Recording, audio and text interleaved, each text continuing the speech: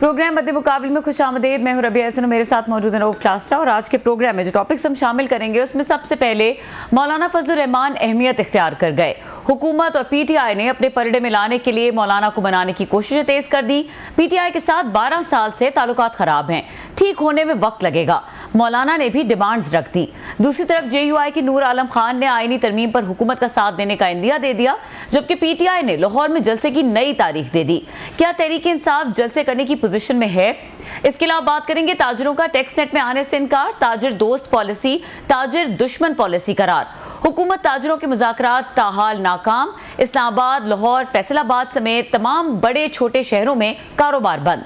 ताजिर तंजीमों ने मुतालबात ना मानने की सूरत में बड़ी वार्निंग दे दी। ताजिर क्यों टैक्स नेट में नहीं आना चाह रहे, इसके ऊपर बात करेंगे।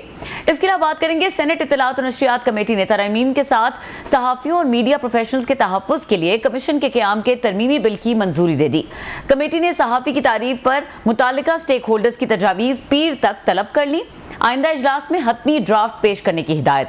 कमेटी इजलास में सीनियर एंकर्स ने क्या अहम पॉइंट्स उठाए, इनके ऊपर बात करेंगे। इसके अलावा बात करेंगे पंजाब और खैबर पख्तूनख्वा में गुज़श्ता 3 साल के दौरान गैरत के नाम पर सैकड़ों अफराद कत्ल, रेप और जिनसी ज्यादती के आदाद-ओ-शुमार ने चकरा कर रख दिया। सेनेट इंसानी हुकूक कमेटी में पेश की गई दस्तावेजात से एक्सक्लूसिव स्टोरी आपके साथ शेयर करेंगे और हमें ज्वाइन करें डिस्कशन के लिए सीनियर एंकर पर्सन तजियाकार मोहम्मद मालिक साहब, उनको वेलकम करेंगे। अस्सलाम वालेकुम मालिक साहब। जी अस्सलाम वालेकुम मालिक साहब, बहुत शुक्रिया आपने हमें वक्त दिया। और स्टार्टिंग फ्रॉम ये जो नूर आलम खान साहब ने एक इंडिकेशन दे दिया है कि वो ये तरमीम जो है वो लेकर आएंगे ना, थोड़ा सा इसका बैकग्राउंड समझने की कोशिश करते हैं। ये हुकूमत की मंशा पे, उनके कहने पे कर रहे हैं। इसमें मौलाना की मर्जी शामिल है, नहीं शामिल है? अगर शामिल है तो क्या डील हो गई है? किस किस्म के मामला देख रहे हैं? नहीं, बिल्कुल क्यों नहीं शामिल जी। जाहिर है उस दिन जब एजेंडा आया है 9 के 10 तो आइटम्स इनके हैं जिन आर्टिकल्स की ये बात कर रहे हैं, जिसमें ये अमेंडमेंट्स आते हैं और वो सारी इम्पैक्ट करती हैं सुप्रीम कोर्ट को और उसकी वर्किंग को। और इस वक्त जो आपको पता है जो सारा मैच पड़ा हुआ है सुप्रीम कोर्ट में, वो तो गवर्नमेंट का और पीटीआई का पड़ा हुआ और एस्टेब्लिशमेंट का। सो ऑब्वियसली अगर आप देखिए तो उससे 2-3 दिन पहले मौलाना साहब अनाउंस करते हैं कि मैं तहरीक नहीं चलाऊंगा पीटीआई के साथ मिलके, मैं अलहदा तहरीक अपनी रखूंगा सब कुछ। उसी दिन पता लग गया था कि जी कुछ खटका हो गया है, बिकॉज हवा तो निकल गई। पीटीआई की सड़क नहीं गर्म होती जेयूआई के वर्कर्स के बगैर। तो जितनी पीटीआई के साथ हो चुकी है, उनकी वोट डलना उनके हक में और बात है, लेकिन लोगों का सड़कों पे आके बहुत बड़े नंबर में आना वो डिफरेंट गेम है। उनके लिए बहुत क्रिटिकल था पीटीआई का। फिर उसके बाद जरदारी साहब का जाना, मिलना उनसे, देन सडनली नूर आलम खान साहब का मूव करना। चौधरी शुजात से मिलना मौलाना का, आपको याद है पहले पीपल्स पार्टी में थे जेयूआई में आने से पहले। सो उनका फिर ये तमाम बिल्स को टेबल करना, और वो कॉन्स्टिट्यूशनल अमेंडमेंट्स के हैं बारिंग वन। एक उनका बिल है जो पिनल कोड वाला हुआ है, बाकी सारे कॉन्स्टिट्यूशनल अमेंडमेंट्स पे हैं। और ये मैं आपको बताऊं, ये कॉन्स्टिट्यूशनल अमेंडमेंट 2/3 के साथ बड़े करीब हैं। नेशनल असेंबली में इनको 2-3 लोग चाहिए, 3 से 4 मैक्स। और अगर इनके साथ जेयूआई और एएनपी वोट करते हैं, और सेनेट के अंदर 2 सीट्स का गेम है सारी सेनेटर्स की।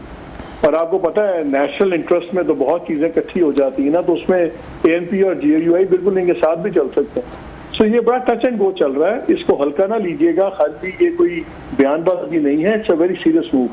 नहीं मालिक साहब, बिल्कुल हल्का लेने वाली बात तो नहीं है। और अल्लाह तारा सर जो आप बता रहे हैं कि पूरा उन्होंने अरेंजमेंट डिसाइड कर लिया था। अल्लाह तारा साहब ने भी आज इस तरह की बात की। उन्होंने कहा कि हम आज़ाद जो पीटीआई के अरकान हैं उनसे बात कर सकते हैं। एंड सेकेंडली हम मौलाना के साथ भी राब्ते में हैं, तो they are making the arrangements. अब ये बताएगा कि ये वाकई नेशनल इंटरेस्ट में ये बहुत ज़रूरी है, क्योंकि हुकूमत का तो पूरा प्रोग्राम लग रहा है कि हो नहीं होना है।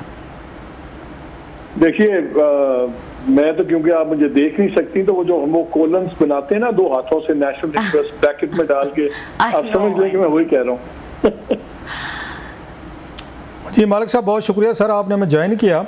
सर ये जो इस वक्त हम एक सूरत हाल देख रहे हैं, अभी आपने भी कहा 2/3 के करीब हैं, तो 2/3 करके इन्होंने करना क्या है? 2-3 काम मतलब चीज़ें मुझे समझ आ रही हैं, कोई 1-2 आप भी ऐड कर सकेंगे सर।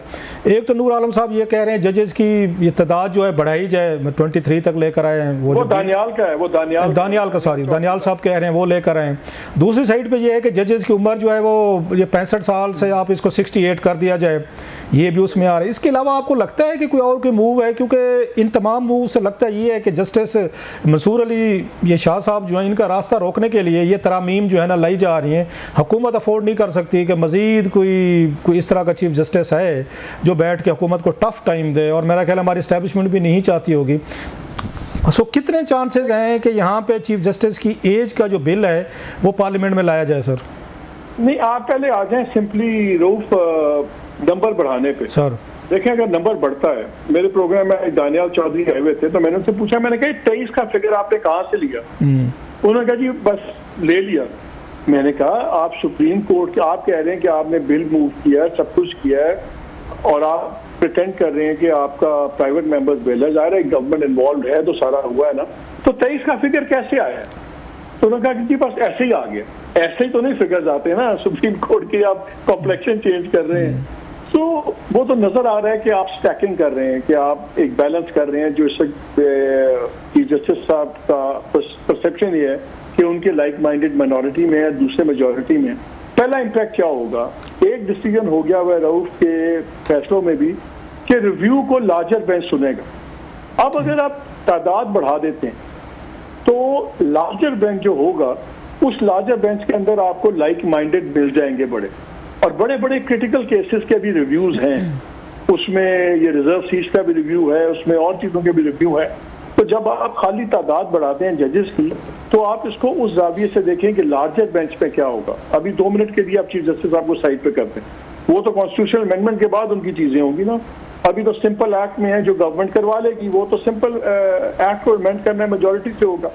उसका डायरेक्ट इम्पैक्ट ये है कि रिव्यू पिटिशंस में अब आपके जो बेंच बनेंगे उसमें आप एक बैलेंस और क्रिएट कर सकते हैं। फिर आप 8-5 नहीं होगा, फिर हो सकता है कि वो 13-5 या 13-9 हो जाए, लेकिन जिस तरफ गवर्नमेंट चाहती है। ये बड़ा इंपॉर्टेंट है। एक जो अभी ये नहीं मान रहे बात, लेकिन आज इनडायरेक्टली मान ली इन्होंने मेरे शो के अंदर, वो ये थी कि ये 209 को भी चेंज करने का सोच रहे हैं। 209 में ये था कि पहले होता ये था कि कोई भी हाई कोर्ट का जज, उसको आप ट्रांसफर कर सकते थे किसी और हाई कोर्ट में जी। फिर 18th अमेंडमेंट के अंदर ये शामिल कर दिया गया कि जज की मर्जी होनी जरूरी है, उसकी कंसेंट चाहिए। अब सुना ये दोबारा उसको लेके जा रहे हैं कि जज की कंसेंट नहीं चाहिए, वो ट्रांसफर हो सकता है। अब आप इमेजिन करें, इस वक्त इस्लामाबाद हाई कोर्ट में 6 जजेस ने खड़ा डाला हुआ है, आउट ऑफ 8 6 जजेस ने डाला हुआ। आप इनको 4 कोर्ट्स में बांट दें, भेज दें, किसी को लाहौर भेज दें, किसी को सिंध भेज दें, तो खत्म हो गया ना मसला। इस्लामाबाद हाई कोर्ट का क्राइसिस खत्म हो गया ना। सो एक बहुत मूव ऐसी चल रही है जो बहुत ज्यादा इंटरफेरेंस होगी इंडिपेंडेंस ऑफ जुडिशरी के अंदर, और जिसका आगे बहुत बड़े कॉन्फ्लिक्ट बन सकते हैं उससे। तो ये जजेस की जब तादाद बढ़ेगी तो इसका पहला इम्पैक्ट आएगा रिव्यू पिटिशंस के ऊपर, जिसका इमीडिएट पॉलिटिकल इम्पैक्ट होगा। और अगर ये दूसरी चीजें कर लेते हैं तो उसका तो खैर लॉन्ग टर्म ही बहुत इम्पैक्ट है। अच्छा, अगर जो मेन चीज़ है जिससे मेरा ख्याल है इमरान खान साहब ने भी अपनी कंपेन ज़रा तेज़ की है, उनके पार्टी लीडर्स हैं, बयानात दे रहे हैं, ट्विटर पे भी हमें लग रहा है कि बहुत ज़्यादा उस पर जोर दिया जा रहा है। वो काजी फैज़ ईसा साहब को टारगेट किया जा रहा है, क्योंकि ये खबरें आ रही हैं शायद कि उनको 3 साल के लिए मज़ीद एक्सटेंशन दी जाए। अगर हुकूमत एक्सटेंशन का लफ्ज़ यूज़ नहीं करती, वो महज इसकी जो एज का ये एज है सुप्रीम कोर्ट के उसकी जज या चीफ जस्टिस की, वो 65 साल से वो कर देते हैं जनाब 68 ईयर, और उसमें कहीं एक्सटेंशन नहीं, और आज से ये होगा अप्लीकेबल होगा। तो क्या करेंगे कि उसको काजी फैज़ ईसा साहब, मतलब ये कानून के तहत वो जारी रखेंगे जनाब, ये कानून में लिखा है, मैंने एक्सटेंशन तो नहीं ली, अब ये उसमें लॉ आ गया, लॉ के तहत मैंने 3 साल मजीद रहना है। तो क्या वो कोई इस तरह की चीज़ हो सकती है जिसकी वजह से काजी साहब को एक फेस सेविंग मिल सकती है कि एक्सटेंशन तो नहीं मिली मुझे उन्होंने एज जो आगे की है सबके लिए होगी, कल को जो भी चीफ जस्टिस आएंगे उनको फ़ायदा होगा। देखिए, फैज़ ईसा साहब ने आज तक कहीं भी कैटेगोरिकली ये नहीं कहा कि वो इतनी बातें करते हैं, वो आराम से क्लियर भी कर सकते हैं। ठीक है, वो दलील बिल्कुल जजेस की अपनी जगह ठीक है कि जी जजेस हर बात का जवाब नहीं देते, लेकिन मेरा ख्याल है जिस बात से बहुत ज्यादा कंट्रोवर्सी जन्म ले रही हो उसमें जजेस बात कर भी दें तो बेहतर ही होता है। तारड़ साहब ने कहा कि जी मैंने बात पूछी थी चीफ जस्टिस साहब से, उन्होंने कहा कि मैं 3 साल वाली एक्सटेंशन या वो टेनर में नहीं इंटरेस्टेड, मैं नहीं लूंगा। ये चीफ जस्टिस साहब खुद भी कह सकते हैं। चीफ जस्टिस साहब चाहें तो वो खुद गवर्नमेंट को कह सकते हैं कि यार आपने मेरी बारी भी नोटिफिकेशन निकाला था 2-3 माह पहले, आप इस बारी आप इनका भी निकाल दें ताकि ये बहस खत्म हो जाए। देखिए जो नोटिफिकेशन नहीं निकल रहा और ये बात चल रही है, उसकी वजह से जो भी कानून साजी हो रही है या चेंजेस हो रही हैं उन पर बहुत ज्यादा बहस हो रही है, सवालिया निशान उठ रहे हैं कि जजेस की जो तादाद बढ़ाने की बात हो रही है। अगेन अगर अब आपने बढ़ाने हैं तो लॉजिक ये कहती है कि यार जो इनकमिंग चीफ जस्टिस आ रहे हैं वो और आइंदा की जो क्रॉप है वो अगले जजेस चूज करें। जैसे फौज में होता है, जो आउटगोइंग आर्मी चीफ होता है वो प्रमोशन नहीं करता, इनकमिंग जो आर्मी चीफ होता है वो आके अपनी प्रमोशंस करते हैं क्योंकि उन्होंने आगे इदारे को चलाना है, सब कुछ करना। यहाँ पे फायजीसा साहब ने कहीं ये र्यूमर्स खत्म नहीं की, तो उनकी मर्जी या करें ना करें, वी कांट फोर्स हिम, जजेस नहीं बोलते। लेकिन मालिक बात बताएं, मैं सॉरी आपकी बात काट रहा हूँ, ये क्या ये हमारी इस्टेब्लिशमेंट ये हुकूमत अफोर्ड कर सकेगी जो उन्होंने पिछले कुछ साल एक में हमने देखा है जब से काजी साहब आए हैं और हुकूमत को थोड़ा सा कंफर्ट आया इस्टेब्लिशमेंट को कि उन्होंने बहुत सारी चीज़ें ऐसी की हैं जो सूट करते थे उनको, वो ये रिस्क लेंगे कि इनको जाने दिया जाए घर और उसके बाद ये मंसूर अली शाह साहब आ जाएँ और जो एफर्ट्स उन्होंने की और बड़े अहम केसेस अभी पड़े हुए हैं सुप्रीम कोर्ट में वो दोबारा रिवर्स हो जाएँ, उनके साल 2 साल की मेहनत जो है वो दोबारा डाउन द ड्रेन। तो ये रिस्क लेगी हुकूमत और एस्टेब्लिशमेंट या वो ज़रूर हर सूरत में कोशिश करेगी कि काजी साहब को बताया जाएगा सर हम एक्सटेंशन तो नहीं दे रहे, हम तो ओवरऑल ये एज लिमिट जो है वो बढ़ा रहे हैं, आपको इससे क्या मसला है? तो काजी साहब भी तो इनकार करने की पोजीशन में नहीं रहेंगे। तो हुकूमत तो मेरा नहीं ख्याल है कि जी रऊफ, इसमें तो कोई शक ही नहीं है कि गवर्नमेंट तो डेस्परेटली चाहती है, अगरचे इनकमिंग चीफ जस्टिस जो मंसूर शाह साहब हैं वो कोई कॉन्फ्रंटेशियस नहीं है, वो टकराव वाले आदमी नहीं है, लेकिन एक व्यू पॉइंट के आदमी है और definitely they will do everything possible, जो जो इनके पास पॉसिबल है ये तो कोशिश करेंगे फायदा रहें। और देखिए इनकी पॉलिटिक्स में इस वक्त जो रियासत की और गवर्नमेंट की पॉलिटिक्स है इसमें अगले 2-2.5 साल बहुत इंपॉर्टेंट है। इनका ख्याल ये है कि अगर 2-2.5 साल मिल जाते हैं सिटिंग गवर्नमेंट को, इकोनॉमी की कुछ चीज़ें बेहतर हो जाएंगी, ठीक हो जाएंगी, अगर एक पॉजिटिव सेंस आनी शुरू हो जाएगी तो वही एक तोड़ है इमरान खान की पॉलिटिक्स का भी, जो होपलेसनेस है, लोग महंगाई से तंग है, सब कुछ है। अगर इकोनॉमी ज़रा बेहतर हो जाए और वो पिक कर जाएगी अगर चीज़ें चलें ठीक, तो उनका ख्याल है कि फिर वो एक बहुत बड़ा जो इस वक्त मॉन्स्टर बना हुआ है इनके नज़दीक पॉपुलैरिटी पीटीआई की, वो फिर डील हो सकती है। इनके लिए ये 2-2.5 साल बहुत इंपॉर्टेंट है, इसलिए ये हर कोशिश ये करेंगे कि यही सेटअप चले आगे। और अच्छा आपको क्या लगता है सर कि काजी साहब हमेशा कहते हैं जी मैं मैन ऑफ प्रिंसिपल हूँ, असूल की, कानून की मैं बात करता हूँ, तो उनकी बातों से यही लगता है हमेशा ये बात कहते होते हैं, क्या वो इतना बड़ा अखलाकी फ़ैसला ले सकेंगे? कानूनी फ़ैसले की नहीं बात कर, अखलाकी की मॉरल बेसिस पे कि अगर ये हुकूमत ये 3 साल ये आगे बढ़ा देती है एज लिमिट जो है तो वो इसको क्विट करेंगे कि नहीं कि ये इसको अगले आप चीफ जस्टिस अप्लीकेबल करें, मुझसे मत करें? आपको लगता है या काजी साहब कहेंगे नहीं जनाब के no it's law of the land so I have to follow it? मेरा ख्याल है इट इज अनफेयर कि हम ये एक्सपेक्ट करें अगर एक चीफ जस्टिस हैं और उनको 3 साल मिलते हैं, एज लिमिट एक्सटेंड हो जाती है, तो मेरा ख्याल है शायद हम भी ज्यादा ही एक्सपेक्ट कर रहे हैं कि वो क्यों छोड़ें, फ्रैंकली क्यों छोड़ें, टू बी वेरी ऑनेस्ट। बात तो यह है कि क्या फैसले वो ठीक कर रहे हैं, क्या कॉन्डक्ट ठीक है? अगर कॉन्डक्ट ठीक और अपने ज़मीर के मुताबिक कर रहे हैं तो उसमें मुझे कॉन्ट्रडिक्शन नजर नहीं आता, टू बी वेरी ऑनेस्ट। नहीं मालिक आपने ज़मीर का लफ्ज़ यूज़ किया, बड़ी है कि ये पॉपुलर सेइंग तो है पर लोग बड़ा पसंद करते हैं, जजेस जब कहते हैं कि हम अपने ज़मीर को जवाब दें, ज़मीर पे फैसले करेंगे, लेकिन आप जैसे दोस्त ये भी तो कहते हैं कि फैसले ज़मीर पे नहीं किए जाते, कानून और आइन पे किए जाते। ज़मीर तो हर बंदे का डिफरेंट है, आपका मेरा, मतलब एवरीबॉडी हैज़ ए उसका डिफरेंट ज़मीर, तो ज़मीर का मतलब तो फिर कानून आइन ना हुआ सर। कानून अगर आप कानून के मुताबिक फैसला करेंगे तो वो ज़मीर के मुताबिक ही ना, आप बाउंड हैं कि कानून के मुताबिक फैसले करें रिगार्डलेस उसका बेनिफिशियरी कौन है। तो कानून और ज़मीर आपस में कॉन्ट्राडिक्ट तो नहीं करते, बिल्कुल आप ठीक है, आप अगर कानून के मुताबिक कर रहे हैं तो इसका मतलब है आप ज़मीर के मुताबिक कर रहे हैं। अच्छा, आज हमने देखा बड़ी तादाद में लोग बाहर निकले हैं, थोड़ा सा मतलब अनरेस्ट हमें नज़र आया, 4-5 बड़े बड़े यहाँ पर मुजाहरे नज़र आए हैं बड़ी तादाद में। हमने देखा है कि आपने भी देखा होगा, सबसे पहले ताजरों ने बड़ा शटर डाउन किया, जो बड़ी हद तक बताया गया कामयाब हड़ताल शायद पाकिस्तानी तारीख में रिसेंट हिस्ट्री में की गई है कि वो टैक्स नहीं देना चाहते, हुकूमत उन पर टैक्स लगा रही है, नंबर 1। फिर हमने देखा PWD के मुलाजमीन थे, उसको बंद किया जा रहा है, वो बाहर निकले, उन्होंने ब्लॉक किया है। और सबसे बड़ा धरना हमने देखा है यहाँ पर utility store corporation of Pakistan जो है, उसके 10,000 मुलाजमीन है, वो इस्लामाबाद हैं, उन्होंने यहाँ पे पूरा इस्लामाबाद को चौक किया हुआ है, डी चौक वगैरह। तो आज तो लगता है हड़ताल और धरनों को था, बल्कि मैं तो उसको ये पढ़ रहा था कि इवन इस्लामाबाद का फेडरल कॉलेज बोर्ड जो है, उसके खिलाफ स्टूडेंट बाहर निकले हैं जनाब कि हमें फेल क्यों किया है। आज तो 4-5 बड़े बड़े जलसे जुलूस और एहतजाज हुए हैं सर। तो यहाँ पे तो चीज़ें नहीं संभल रही, इधर से ये चीज़ें मसले हम बता रहे हैं कि हुकूमतें अपने कॉन्स्टिट्यूशनल लीगल इशूज़ में पड़ी हुई हैं, चीफ जस्टिस के हैं, हुकूमत के हैं, बिल्स हैं, लोग सड़कों पर आए हुए हैं सर, एक डिससेटिस्फेक्शन का लेवल जो है वो बढ़ता जा रहा है। तो ये कैसे देखते हैं सर, मतलब अनार्की खुदा ना खास इनको सांस लेना पड़ेगा, इनको सांस लेना पड़ेगा। बाद आपने 25 करोड़ का सोचना है कि 12,000 का सोचना है। पहले आप PIA के 12,000 मुलाजिम को लेके बैठे हुए थे, 100 अरब से ज्यादा आपको नुकसान आपने ठोक दिया। आप यूटिलिटी स्टोर की बात करते हैं जी, 12,000 मुलाजमीन है, जो अरबों रुपए का नुकसान हर साल हो रहा है, वो कौन, आप और मैं अपनी जेबों से देते हैं, टैक्स पेयर देता है। ये दुकानदार सारे सड़कों में निकले हुए हैं। GDP का 18% है, इनकम टैक्स में 2% से भी कम है, ये टैक्स देते नहीं है। मतलब ये लुट मची हुई है, हर कोई बदमाशी करता है। यही तो पता लग जाएगा आप गवर्नमेंट के कितने हैं ये। मालिक साहब साथ मौजूद हैं जी। यार मालिक साहब को दोबारा करें, अभी उनसे हमने ये कमेटी मीटिंग का पूछना है जो आज इनका वहाँ पे एक मैच पड़ा है, वहाँ पे इंफॉर्मेशन कमेटी की भी बात करेंगे। PTI के जलसे इनका क्या? हाँ, PTI के जलसे हैं अभी, वो भी रहते हैं। मालिक साहब को जरा दोबारा ढूंढे सर, उसके पे सारा।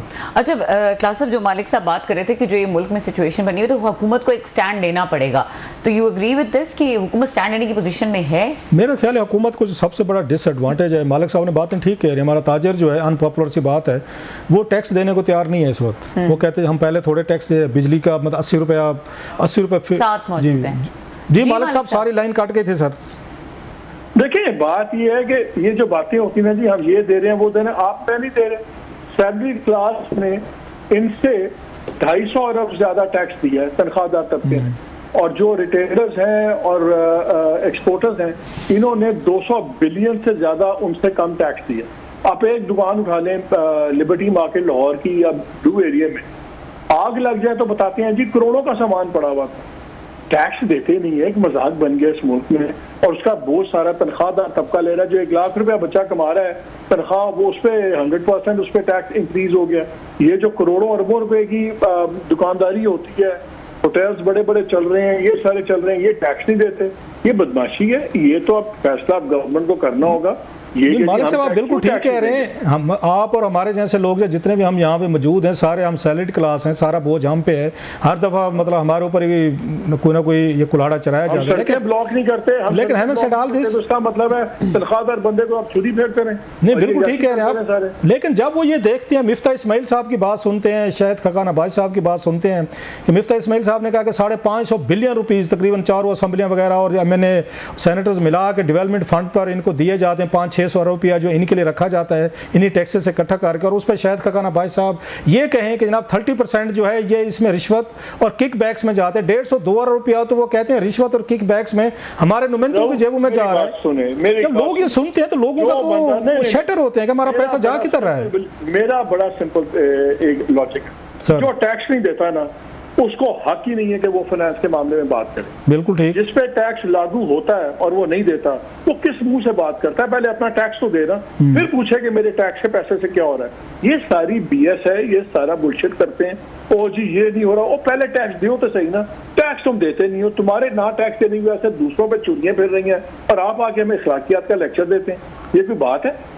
अच्छा क्या बात है कि जी वैसे आपका हक क्या, आप और मेरा हक है, हम पूछ सकते हैं कि जी ये वेस्टेज मैं टैक्स दे रहा हूँ, आप टैक्स दे रहे हैं। जो टैक्स चोर है वो किस मुंह से, किस लॉजिक से उसकी वो बात करेगा कि जी मैं वो किस उसका हक क्या पूछने का? लेकिन ये देखें, चलो ये बात आपकी ठीक है, लेकिन टैक्स की आपने बात की है, GST जब लग गया है, पानी पीने पे भी है, दवाई पे भी है, खाने पीने, दूध, हर शय पे GST है।